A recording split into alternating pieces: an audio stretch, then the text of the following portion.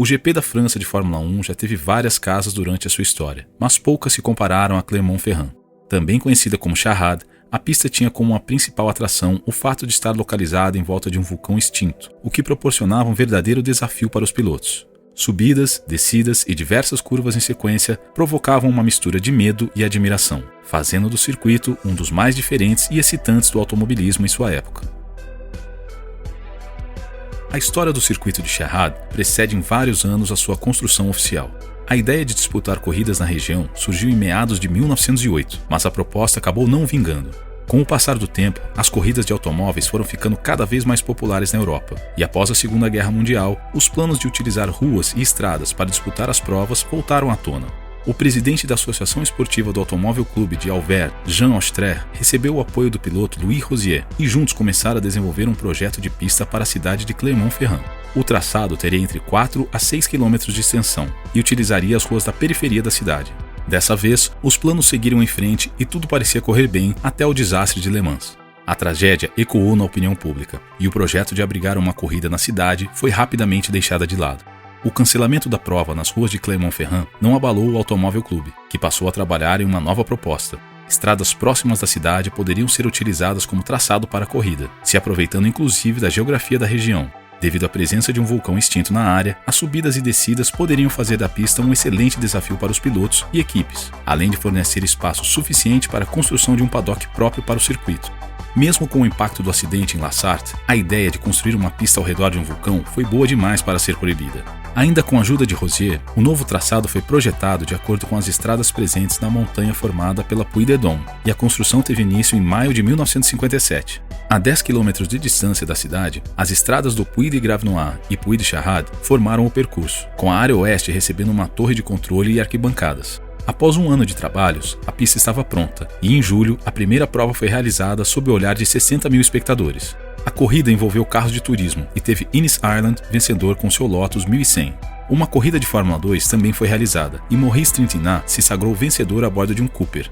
Com pouco mais de 8 km de extensão, o traçado era literalmente uma montanha-russa. As curvas em descida eram tantas que Denny Hulme chegou a dizer que os pilotos utilizavam capacetes abertos para que pudessem vomitar com mais facilidade no meio das provas, sem precisar parar. E embora as competições com carros tenham sido as primeiras a serem realizadas em Charade, foram as motos que mais se aproveitaram da pista em seu começo. No ano seguinte à inauguração, o circuito se tornou palco para o Grande Prêmio da França de motociclismo, com a primeira prova sendo vencida por John Surtees a bordo de um MV Agusta. O traçado caiu no gosto dos pilotos e permaneceu sendo a sede da corrida até 1974. No caso da Fórmula 1, a situação foi diferente. A categoria já disputava as provas francesas nos circuitos de Reims e Rouen-les-Alpes, e assim permaneceu até 1965, quando o GP francês finalmente decidiu visitar Clermont-Ferrand.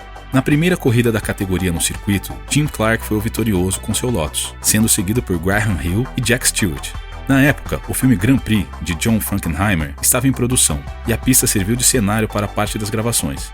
Em 1969, um novo pit lane separado da reta principal foi construído e a Fórmula 1 retornou à montanha para o GP. Nos anos de 1970 e 1972, a prova também foi realizada em Clermont, mas as rochas que margeavam a pista eram um problema sério para os pilotos. Devido à sua origem vulcânica, as pedras eram abundantes e geralmente atrapalhavam a vida dos competidores durante as corridas. Em 1972, Chris Amon liderava o GP quando teve um furo de pneu provocado por uma dessas pedras. No mesmo ano, Helmut Marko pilotava o seu BRM logo atrás da Lotus de Emerson Fittipaldi, quando uma dessas pedras foi catapultada pelo pneu traseiro do brasileiro. A rocha atingiu em cheio a viseira do capacete de Marko, deixando-o cego de um olho e encerrando sua carreira como piloto. Em 1973, o GP da França de Fórmula 1 se mudou novamente, dessa vez para Paul Ricard. O circuito era considerado por muitos como sendo o mais moderno da época, e Charade não teve chance. Sem a principal categoria de monopostos, a pista permaneceu recebendo provas do Troféu d'Auvergne na década seguinte. As competições internacionais foram aos poucos deixando o traçado de lado, devido principalmente à falta de segurança nas estradas utilizadas no percurso. A montanha limitava bastante as áreas de escape, e isso ficou evidente em 1980, quando 3 fiscais morreram em um acidente de uma prova de turismo. Aquela foi a gota d'água. Sem espaço para aumentar a segurança, o circuito de Charade foi finalmente fechado em 1988. Reconhecendo que a pista tinha importância para a economia local, o Conselho Geral de Puy-de-Dôme aceitou a ideia de manter de alguma forma a existência do circuito. A solução encontrada foi a de ter a pista existindo, mas apenas com a parte inferior, mais curta. Essa versão da pista era uma ideia antiga, criada já em 1971. Recursos legais e questões sobre a posse de terra impediram o trabalho, e o projeto ficou engavetado. Em 1988, a construção pôde começar e o novo circuito foi inaugurado em junho de 1989, com uma cerimônia que contou com a presença de Juan Manuel Fangio, Jack Brabham e Stirling Moss. A nova pista contava com uma grande parte do traçado antigo ao redor das encostas, excluindo assim a parte de subida. Para interligar as pontas, um trecho de aproximadamente 1 km foi adicionado entre a curva de Manson e as curvas Champeau. O novo pedaço removeu curvas icônicas da pista antiga, como a sequência Grave Noir, que voltou a ser usada apenas como estrada pública. Mesmo com a reforma, o paddock permaneceu pequeno para os padrões internacionais, impedindo a utilização em categorias maiores. Para as corridas caseiras, Charrade permaneceu sendo uma boa opção, sendo utilizada por algumas competições francesas de menor impacto. Em 1994, a pista chegou a receber o French Super Touring Championship e em 1998 o FFSA GT Championship. No começo do ano 2000, a pista entrou em reformas para isolar o traçado das vias públicas, fechando o circuito para o trânsito convencional. Novos boxes foram construídos e o pit lane foi alargado, aumentando ligeiramente a capacidade da pista. Devido à transformação em circuito permanente, novas vias públicas também foram construídas para possibilitar a chegada do público ao local, facilitando bastante o acesso. Clermont-Ferrand permaneceu sem maiores mudanças até 2020, quando o Conselho Departamental de Puy-de-Dôme apresentou um projeto para revitalizar a pista, transformando Charrade em um centro de mobilidade elétrica. O Conselho fez uma parceria com o grupo GCK, que é especializado na produção e fornecimento de energia renovável.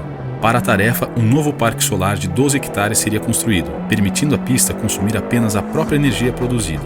Novos edifícios também seriam construídos ao redor para tornar a região mais atraente, tanto para empresas quanto para fábricas relacionadas a carros elétricos e de emissão zero. Uma pista para kart e um traçado para rallycross, ambos voltados para veículos elétricos, também estavam nos planos.